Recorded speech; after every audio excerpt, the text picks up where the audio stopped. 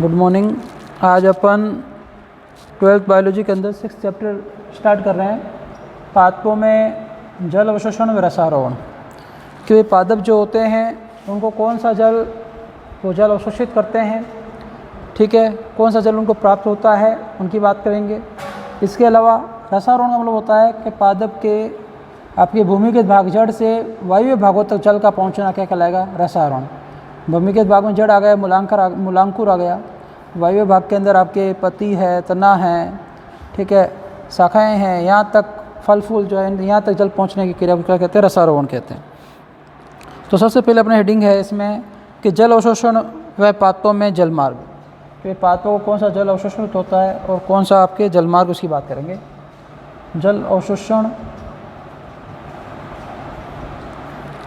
व पादपों में जल का मार्ग, पादपों में जल का मार्ग। देखिए, वैसे आपको पता है, सिंपल सी चीज़ है कि जल जीवित कोशिकाओं का प्रमुख घटक है, ठीक है। जितनी भी जैविक क्रियाएं होती है, जीवित रहने की जो भी क्रियाएं होती है, जैसे पाचन, श्वसन, उत्सर्जन, जितनी भी क्रियाएं होती है, सभी क्रियाओं के लिए क्या है, जल आवश्यक है। तो ये क्या है, जीवित कोशिकाओं का मुख्य घटक है, जीवित कोशिकाओं का क्या है, प्रमुख घटक है, जीवित कोशिकाओं का प्रमुख घटक। और दूसरी चीज़ क्या है कि जितनी भी जैविक क्रियाएं होती है वो जल के बिना संभव नहीं है। इसके अलावा अपन बात करें कि ये गैस है, देखो अभी जो ये पढ़ रहे हैं इंट्रोडक्शन है, मैं भी आपको पढ़ाने के बाद इसमें बताऊंगा कि कौन सी चीज़ महत्वपूर्ण आपको क्या याद करनी है। मैं अपने चैप्टर स्टार्ट कर रहा हूँ उससे पहले थोड़ा सा बेसिक चीज़ पढ़ रहे हैं, जो कहीं पे वर्ड आए तो आपको कोई प्रॉब्लम नहीं आए। तो जो आपके जल है, ये गैस, खनिज व अनेक कार्बनिक पदार्थ जो होते हैं, अनेक कार्बनिक पदार्थ में क्या होते हैं, ये सभी जो होते हैं अनेक कार्बनिक पदार्थ जो होते हैं क्या होते हैं, जल में घुलनशील होते हैं। मतलब गैस भी जल में घुलनशील होती है, खनिज भी जल में घुलनशील होते हैं, कार्बनिक पदार्थ होते हैं जिनके अंदर कार्बन पाया जाता है, ये सब क्या होते हैं, जल में घुलनशील होते हैं, ठीक है। ये चीज़ हो गई। उसके बाद आप देखिए, तो अतः अपन ये कह सकते हैं, नॉर्मल सिंपल सी बात है कि जो पौधे होते हैं, पौधों द्वारा क्या होता है, पदार्थों का अवशोषण भी होता है और क्या होता है, वितरण जलीय विलयन के रूप में होता है। कि पादप क्या करते हैं, जल आप किसी पदार्थ को अवशोषित करते हैं और वितरण किसके द्वारा होता है, जलीय माध्यम के द्वारा होता है। जल में चीज़ें घुल जाती है, फिर जलीय माध्यम क्या होता है, सभी चीज़ों का जैसे खनिज लवण है, कार्बनिक पदार्थ, इनका क्या किया जाता है, वितरण किया जाता है। जलीय माध्यम में क्या होता है, पदार्थों का वितरण होता है। वितरण मतलब एक जगह से दूसरी जगह इनको भेजा जाता है। अगर आप देखिए, महत्वपूर्ण बात करते हैं कि भाई पौधों को जल की आपूर्ति कैसे पूरी होती है, जल कैसे प्राप्त होता है, कौन सा जल प्राप्त होता है। तो देखिए कि पौधों को जल की जो आपूर्ति है वो कहाँ से होती है, मृदा जल से होती है। कि पौधे जल कहाँ से करते हैं, ग्रहण करते हैं, मृदा जल, ठीक है। मृदा का जल क्या करते हैं, पादप ग्रहण करते हैं। और आपको पता है मृदा के अंदर जो जल प्राप्त होता है उसका एकमात्र स्रोत है वो है वर्षा। कि जो बारिश होती है, वर्षा होती है, वही क्या करता है, जल हो आपके मृदा जल के रूप में ग्रहण होता है, जाता है, और इसी जल को पादप क्या करते हैं, ग्रहण करते हैं। आपने क्या पढ़ा कि जो पौधे हैं उनको कौन से उनकी जल आपूर्ति या जल की कमी किससे पूरी होती है, मृदा जल से होती है। और मृदा जल का एकमात्र स्रोत क्या है, वर्षा होती है। अब देखिए वर्षा में क्या है कि जब तेज़ बारिश होती है, तेज़ वर्षा होती है, तो अधिकतर जल क्या होता है कि तेज़ वर्षा के कारण अधिकतर जो जल है वो बह कर चला जाता है। अधिकतर जल क्या होता है, बह कर चला जाता है। किन में, तालाब में चला जाता है, आपके पोखरों में, समुद्र में, इस प्रकार से। तो इस जल को क्या कहते हैं, अपवाहित जल कहा जाता है। अपवाहित जल, अपवाहित मतलब बहने वाला जल। क्या हुआ कि भाई अपन ने क्या पढ़ा कि पादप को कौन सा जल प्राप्त होता है, मृदा जल प्राप्त होता है। और मृदा जल का एकमात्र स्रोत क्या है, वर्षा है। तेज वर्षा जब होती है तो जल अधिकतर बहकर कहाँ चला जाता है, तालाब में, पोखर में, समुद्र में, नदियों में, ठीक है। तो इस प्रकार के जल को क्या कहा जाता है, अपवाहित जल कहा जाता है। परंतु जो हल्की हल्की बारिश होती है, जब बारिश कम होती है, धीमी गति से होती है, तो ये जल क्या होता है, मृदा के द्वारा अवशोषित किया जाता है। उस जल को क्या कहा जाता है, मृदा जल कहा जाता है। मृदा जल कैसे प्राप्त होता है, जब बारिश क्या होती है, वर्षा क्या होती है, धीमी गति से होती है, और ये पूरा का पूरा जल कहाँ जाता है, मिट्टी में चला जाता है, ज़मीन में चला जाता है, और इस जल को क्या कहते हैं, मृदा जल कहते हैं, ठीक है। कि भाई जब बारिश है बारिश पे ये बात निर्भर करती है कि जो मर्दा जल है उसका लेवल बढ़ेगा कि नहीं बढ़ेगा। बारिश मान लीजिए धीमी गति से तो मर्दा के अंदर जाएगा और मर्दा जल उसे क्या कहते हैं, मर्दा जल कहते हैं। और अब आपके मर्दा जल है ये कई प्रकार का होता है कि जो मर्दा जल है ये कई प्रकार का होता है, या अपन कह सकते हैं अनेक प्रकार का होता है, कई प्रकार का होता है। ठीक है, इसमें कौन कौन से प्रकार है देखिए, एक तो आपके है कैसिकीय जल,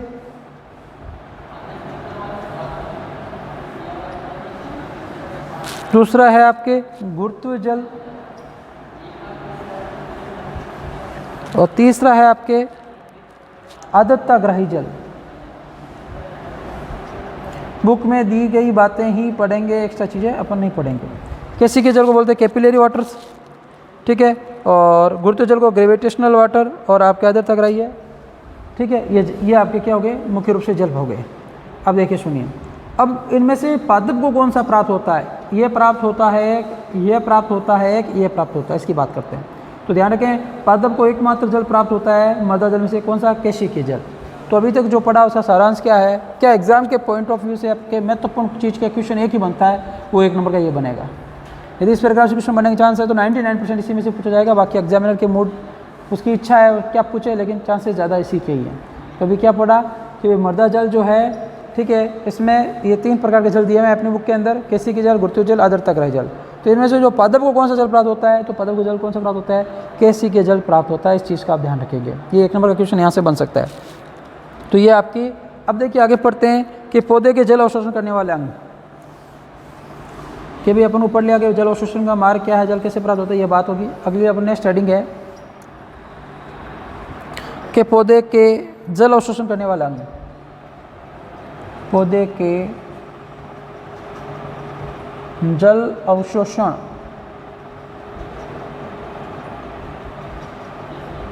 करने वाले अंग।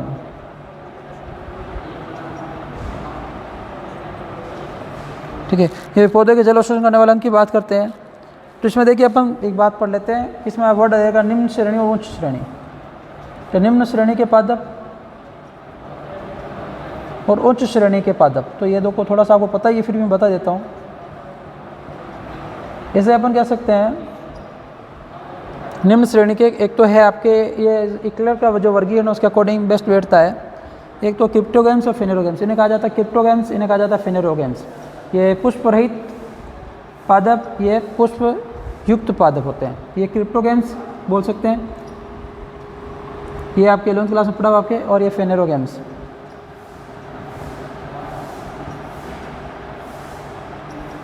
तो इनमें तीन पादप श्रेणी मुख्य रूप से आती है। एक आता है थैलोफाइटा, ब्रायोफाइटा, और तीसरा आपके है टेरिडोफाइटा। ये क्यों बता रहा हूँ, ये आपके पढ़ा हुआ, इनके लक्षण पूरा डिटेल में था 11वीं क्लास में आपके, फिर भी एक बार नॉलेज के लिए। थैलोफाइटा को अपन 3 श्रेणी में बांटते हैं, शैवाल, लाइकेन और कवक। और उच्च श्रेणी में आपके आ गए 2 आते हैं, एक अनावर्त बीजी जिम्नोस्पर्म, एक आवर्त बीजी एंजियोस्पर्म। ठीक है, तो निम्न श्रेणी और उच्च श्रेणी की ध्यान रखेंगे।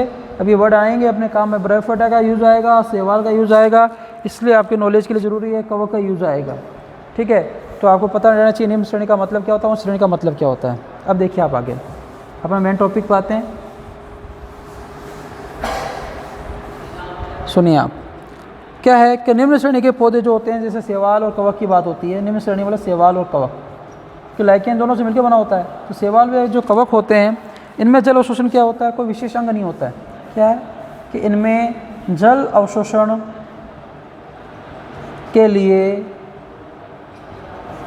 कोई विशेष अंग नहीं, क्या विशेष अंग नहीं पाए जाते, पर्टिकुलर कोई ऐसी ऑर्गन नहीं है इनके अंदर जिसके द्वारा ये सिर्फ जल अवशोषण का कार्य, जैसे पादपों में जड़ें होती है, मूलांकुर होते हैं, मूलडोम होते हैं, इनके द्वारा, इनमें ऐसा कुछ नहीं होता है। तो इनमें क्या होता है कि पूरा पादप की जो शरीर की सभी कोशिकाएं हैं, कि पादप शरीर की सभी कोशिकाएं, पादप शरीर की सभी कोशिकाएं क्या कार्य करती है, आपके जल व खनिज लवण अवशोषण का कार्य करते हैं। जल व खनिज लवण अवशोषण, खनिज लवण अवशोषण का कार्य करते हैं। ठीक है कि भाई बात क्या हुई कि सवाल है कहो क्या है निम्न श्रेणी के पादप, अभी मैंने आपको बता दिया निम्न श्रेणी में कौन कौन से आते हैं। इनमें को जल अवशोषण भी एक पर्सनल ऑर्गन नहीं है, ठीक है, जैसे पादपों में जड़ होती है इस प्रकार जिनमें कुछ नहीं होता ऐसा। तो ये पादप शरीर, इनका जो पादप शरीर होता है, जैसे मान लीजिए ये सवाल है जस्ट एग्जाम्पल, तो अब इसकी पूरी जो बॉडी है ये पूरी बॉडी क्या कार्य करेगी, इस बॉडी में जितनी भी कोशिकाएं, पूरी कोशिकाएं क्या कार्य करेगी, जल व खनिज लवण अवशोषण का कार्य करेंगे। इसके अलावा देखिए आगे बात करते हैं कुछ और पॉइंट्स की, जैसे 1 नंबर की क्वेश्चन बनने के चांसेस है लेकिन फिर भी नहीं के बराबर है, बेसिक नॉलेज के लिए जरूरी है। टॉपिक ये है जल अवशोषण, तो सभी प्रकार के पादप की अपन को बात करनी पड़ेगी। इसके आगे बात करें कि ब्रायोफाइट्स के अंदर क्या होता है, जल अवशोषण के लिए क्या पाए जाते हैं, मूलाभास पाए जाते हैं। तो ब्रायोफाइटा के अंदर, ब्रायोफाइट्स जो प्लांट्स होते हैं इनके अंदर क्या होता है, जल अवशोषण के लिए क्या पाए जाते हैं, मूलाभास पाए जाते हैं। राइजोइड्स बोलते हैं जिन्हें, मूलाभास। ठीक है, ये मूलाभास पाए जाते हैं। और जबकि जो उच्च श्रेणी के पादप होते हैं इनमें जल अवशोषण के लिए क्या पाया जाता है, उच्च पादप, मतलब आवर्तबीजी और अनावर्तबीजी की बात हो रही है। उच्च पादपों के अंदर जल अवशोषण के लिए, जल अवशोषण के लिए क्या होता है आपके उच्च पादपों के अंदर, उच्च श्रेणी के जो पादप जल अवशोषण के लिए सुविकसित मूल तंत्र पाया जाता है। सुविकसित मूल तंत्र पाया जाता है। ठीक है साहब, कि सुविकसित क्या पाया जाता है, मूल तंत्र पाया जाता है। किनमें, उच्च पादपों के अंदर, आवर्तबीजी और अनावर्तबीजी के अंदर। अब देखिए ऐसा नहीं है कि भाई पादप की पूरी जड़ ही क्या करेगी, जल अवशोषण का कार्य करेगी या खनिज लवण अवशोषण का कार्य करेगी, ऐसा कुछ नहीं होता। तो अपन उसके बारे में पढ़ते हैं कि जल अवशोषण है वो पादपों के अंदर पूरी जो पादप की जड़ है वो पूरी पादप की जड़ है वो जल अवशोषण का कार्य नहीं करती है, खनिज अवशोषण का कार्य नहीं करती है। उसमें से क्या होता है कि कुछ ही भाग क्या करते हैं, जल अवशोषण खनिज अवशोषण का कार्य करते हैं, उनकी बात करेंगे। तो इस आधार पर जड़ को कितने भागों में बांट रखा है, जल अवशोषण के आधार पर, खनिज लवण अवशोषण के आधार पर जड़ के 2 भाग माने गए। ठीक है, फर्स्ट भाग जो है आपके उसे बोलते हैं तरुण क्षेत्र, और दूसरा जो भाग है इसे कहते हैं परिपक्व क्षेत्र। ठीक है, और इनमें से जो जल अवशोषण का कार्य है कि जल, इसे तरुण क्षेत्र, इसे क्या कह सकते हैं, युवा क्षेत्र, एक ही बात है। तो जल अवशोषण का कार्य है पादप के अंदर, वो क्या कार्य करती है, जल अवशोषण कार्य जड़ के किस भाग से होता है, तरुण क्षेत्र होता है। तो जल अवशोषण व खनिज अवशोषण, ऐसे लिखिए, जल व खनिज अवशोषण का कार्य किसके द्वारा होगा, आपके इस तरुण क्षेत्र या युवा क्षेत्र से होता है, ध्यान रखेंगे। परिपक्व क्षेत्र से अवशोषण नहीं होता है, ये चीज़ आप ध्यान रखेंगे, महत्वपूर्ण चीज़, अवशोषण नहीं होता है। अब आप आगे देखिए क्यों नहीं होता परिपक्व क्षेत्र से, कि इसकी जो कोशिकाएं होती है वो काष्ठाभन, काष्ठाभन हिंदी वर्ड है, इंग्लिश में से बोला जाता है आपके लिग्निफिकेशन, ये ऐसे बोला जाता है लिग्नीकरण। क्या कहा जाता है, लिग्नीकरण। हो एक क्रिया ये होती है, लिग्नीकरण होता है। दूसरा क्या होता है आपके सुबेरीकरण, सुबेरीकरण, सुबेरीकरण। ठीक है, अब ये क्या होता है सुबेरीकरण, कि भाई ये दोनों क्या होते हैं, एक रासायनिक पदार्थ होते हैं लिग्निन और सुबेरिन। ये क्या करते हैं, जब पादप की कोशिकाएं, जो कोशिका भित्ति होती है वो परिपक्व होती है तो उस पर इनका जमा हो जाता है, जिसकी वजह से कोशिका भित्ति होती है पादप की, वो जल के लिए क्या हो जाती है, अपारगम्य हो जाती है। कोशिका भित्ति जल के लिए अपारगम्य, अपारगम्य अपन 5वें चैप्टर के अंदर पढ़ चुके हैं। अपारगम्य होता है ऐसी झिल्ली जो विलय व विलायक दोनों के कणों को अपने अंदर से नहीं जाने देती है। तो परिपक्व क्षेत्र से क्यों नहीं होता है, क्योंकि इनकी कोशिका भित्ति पर लिग्निन और सुबेरिन का जमाव हो जाता है, जिससे कोशिका भित्ति जल के लिए क्या हो जाती है, अपारगम्य हो जाती है। और आपके जल अवशोषण का कार्य पादप के जड़ के किस भाग के द्वारा होता है, तरुण क्षेत्र या युवा क्षेत्र से होता है। अब जो तरुण क्षेत्र या जो युवा क्षेत्र है इसको 5 भागों में बांट रखा है। तो पहले 5 भाग पढ़ेंगे, फिर इसको डायग्राम के द्वारा समझेंगे, 5 भाग कहाँ पाए जाते हैं इनकी बात करेंगे। ठीक है,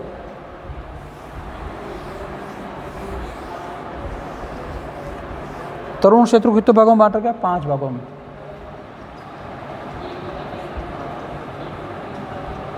पांच भागों में डिवाइड कर रखा है। फर्स्ट भाग की बात करते हैं।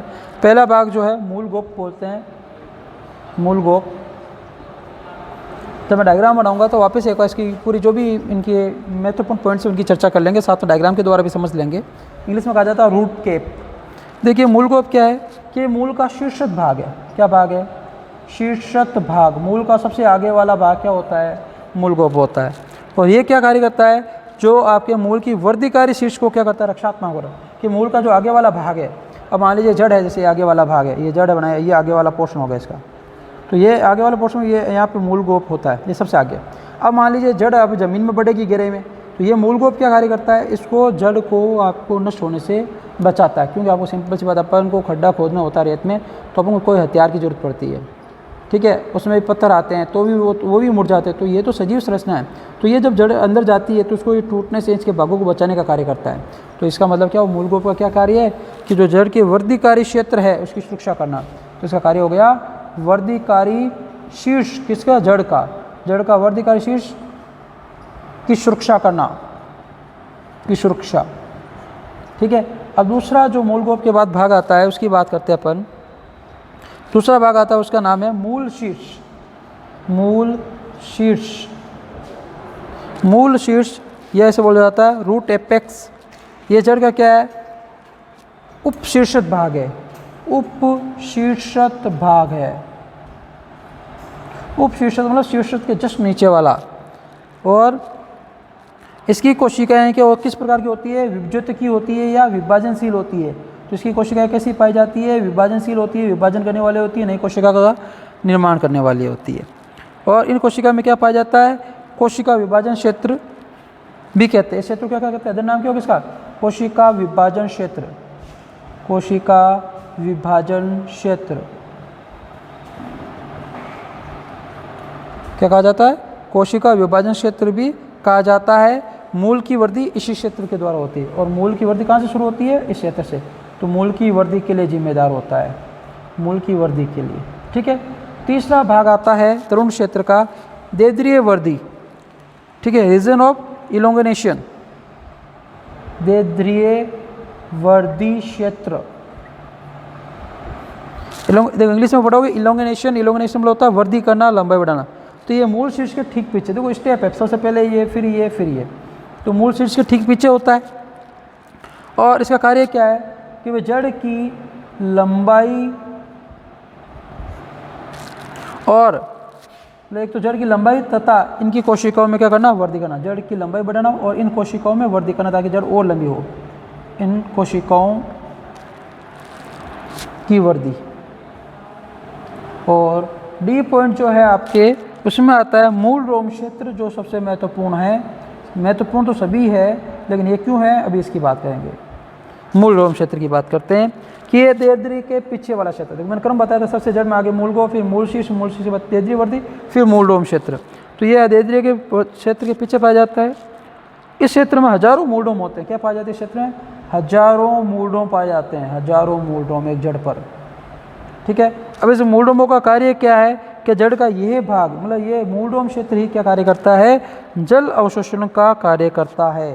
तो जल अवशोषण का कार्य पूछ ले, जड़ आप तक अभी तक यही पढ़ते हैं, जल अवशोषण कार्य कौन करते हैं? जड़ करती है। जड़ के अंदर कौन करती है? मूल रोम करते हैं। इस चीज़ का ध्यान रखेंगे, इसलिए मैंने कहा था ये सबसे महत्वपूर्ण है, याद रखेंगे। जल अवशोषण का कार्य जड़ के किस भाग के द्वारा होता है? मूल रोम क्षेत्र के द्वारा जल का अवशोषण होता है। और लास्ट पॉइंट जो है आपके, इसे कहा जाता है परिपक्वन या प्रौढ़ क्षेत्र। परिपक्वन या प्रौढ़ क्षेत्र,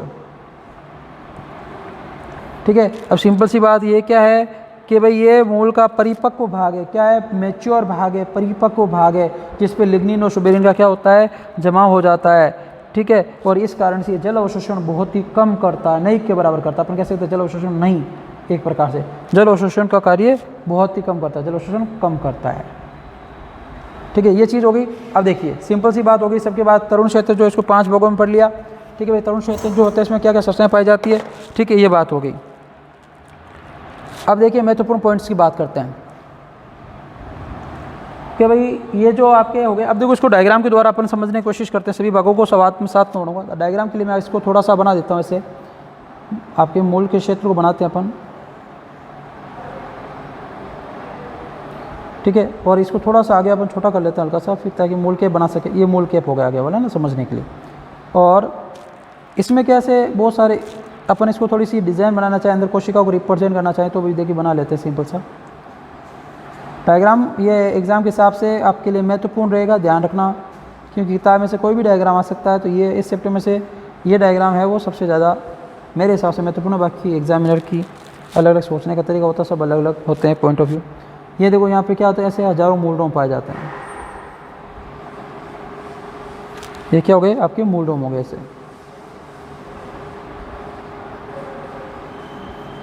अब देखिए ये सबसे आगे वाला भाग, ये जड़ का सबसे शीर्ष भाग क्या, मूलगोप।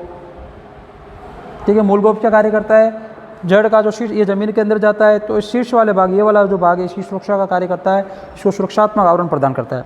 अब उप शीर्ष भाग में इसके जस्ट पीछे वाला क्या रहेगा, मूल शीर्ष। तो ये आपके ये पोर्शन क्या हो गया, मूल शीर्ष, यहाँ लिख देता हूँ इधर, मूल शीर्ष हो गया साहब, मूल शीर्ष। अब आप आगे देखिए कि मूल शीर्ष का कार्य क्या है कि ये उप शीर्ष क्षेत्र है, मतलब मूलगोप के बाद दूसरा क्षेत्र। ये विभाजनशील है, यहाँ विभाजन करता है, जिससे वजह से कोशिका में विभाजन क्षेत्र, या कोशिका में क्या होती है आपकी कोशिका में बड़ी लंबाई बढ़ती, मतलब यहाँ से मूल क्या होता है, वृद्धि करना शुरू करता है। अब देद्रीय वर्धी क्षेत्र, ये जस्ट इसके मूल की ये क्या है, देद्रीय वर्धी क्षेत्र। क्रम तो आपको जो मैंने पढ़ाया उसी का अकॉर्डिंग है कि देद्रीय वर्धी क्षेत्र मतलब मूल शीर्ष के बाद वाला क्षेत्र क्या कहलाएगा, देद्रीय वर्धी क्षेत्र के लिए। ये क्या करता है, जड़ की लंबाई बढ़ाता है, और जड़ की जो कोशिका होती है उनको वृद्धि करना, मतलब इसकी जड़ की लंबाई बढ़ाने का कार्य किसका है, इस देद्रीय वर्धी क्षेत्र का है, जो क्या है आपके मूल शीर्ष के, यहाँ तो मूल शीर्ष है, तो ये हमारी देद्रीय वर्धी क्षेत्र आ गया। उसके बाद आता है मूलडोम क्षेत्र, जो आपके मूलडोम क्षेत्र है, बाकी बचा हुआ क्या कहलाता है, परिपक्वन क्षेत्र कहलाता है। ये मूलडोम हो गया आपके मूलडोम, और ये आपके इधर वाला ये परिपक्वन क्षेत्र। इस प्रकार से ये जड़ के क्या हो गए, सभी भाग हो गए, एग्जाम के हिसाब से महत्वपूर्ण है। ठीक है, मूलडोम क्षेत्र का कार्य क्या, हजारों मूलडोम पाए जाते हैं, मुख्य कार्य जल अवशोषण का ये करते हैं। फिर परिपक्व या प्रौढ़ क्षेत्र, ये क्या जैसे परिपक्व भाग, क्योंकि इसमें लिग्नो सुबेरिन का जमा हो जाता है, कठोर हो जाता है, और जल अवशोषण नहीं के बराबर होता है। तो जल अवशोषण सर्वाधिक कहाँ से, इन मूलडोमों से, ध्यान रखेंगे आप। सबसे पहले मूलगोप, मूल शीर्ष, देद्रीय वर्धी क्षेत्र, मूलडोम क्षेत्र, फिर परिपक्वन क्षेत्र। ये आपके हो गए। अब एक मूलडोम की संरचना बनाती है, भी आपकी किताब में दिया हुआ मूलडोम की संरचना। ये जो अपने पढ़ी है क्या है, मूल शीर्ष की संरचना है, मूल के सबसे आगे वाले भाग की संरचना है। ठीक है, अब देखिए अपन पढ़ते हैं मूलडोम की संरचना की बात करते हैं कि भाई मूलडोम की संरचना कैसी होती है, इसकी चर्चा करेंगे।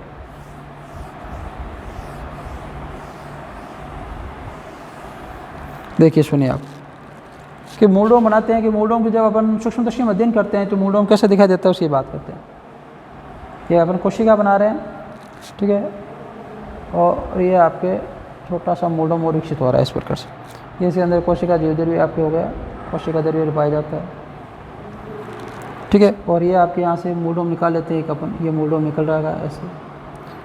ठीक है, एक मूलडोम और थोड़ा सा ऐसे छोटा वृद्धि करता हुआ बता देते हैं, ये सब हो गया। ठीक है, अब ये क्या होगी, बाह्य त्वचा कोशिका, ये सबसे ये क्या होगी आपके बाह्य त्वचा कोशिका या एपिडर्मिस सेल्स।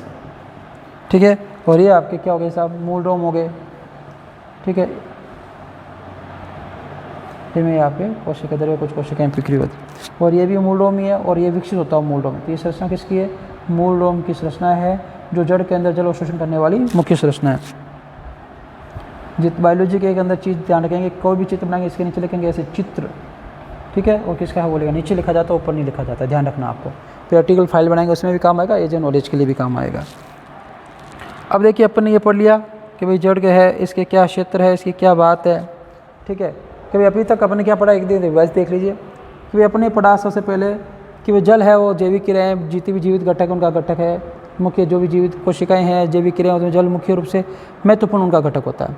इसके बाद अपने पढ़ा कि भाई मृदा को जल, तो बात करते थे कि सबसे पहले मृदा जल ही पौधों को प्राप्त होता है।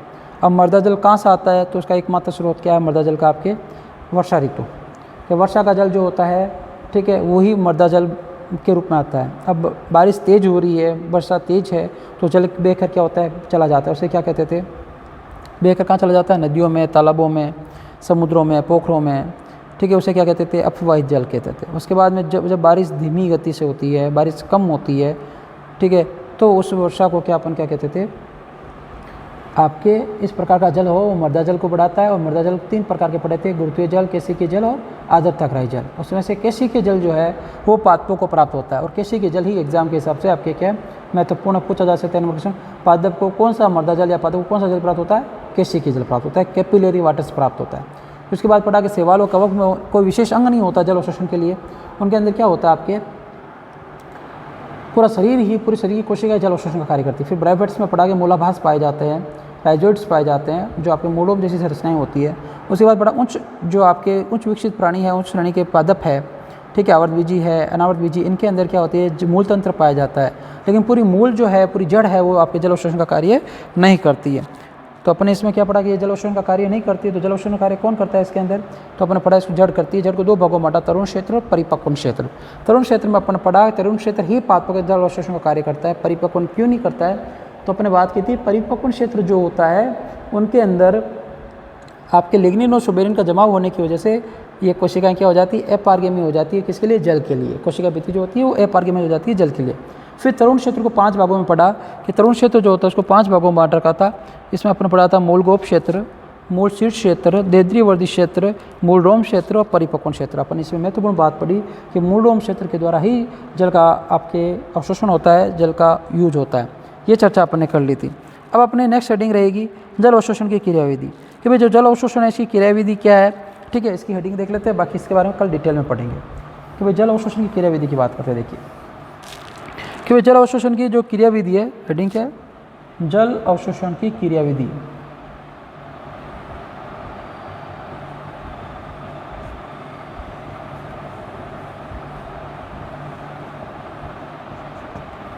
तो जल अवशोषण की क्रियाविधि क्या है? तो ये विज्ञानी होते हैं क्रेमर, ठीक है। क्रेमर ने क्या किया? क्रेमर के अनुसार 1949 के अंदर इन्होंने पादपों के, क्रेमर के अनुसार क्या क्या, पादपों में जल अवशोषण 2 प्रकार से बताया कि इन्होंने क्या बताया, पादपों में जल अवशोषण 2 प्रकार से बताया।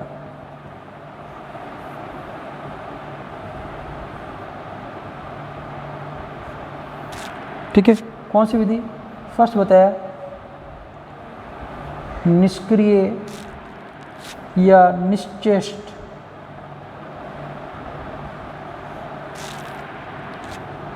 जल अवशोषण, ठीक है। इसे इंग्लिश में कहते हैं पैसिव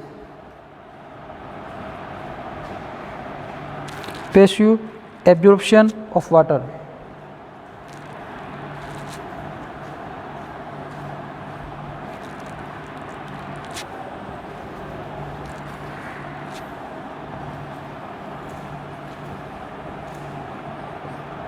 और दूसरा जो है आपके, दूसरी विधि जो है यह है सक्रिय जल अवशोषण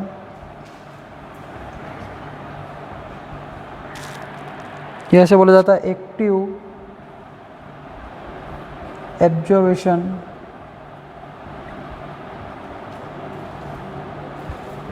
ऑफ वाटर।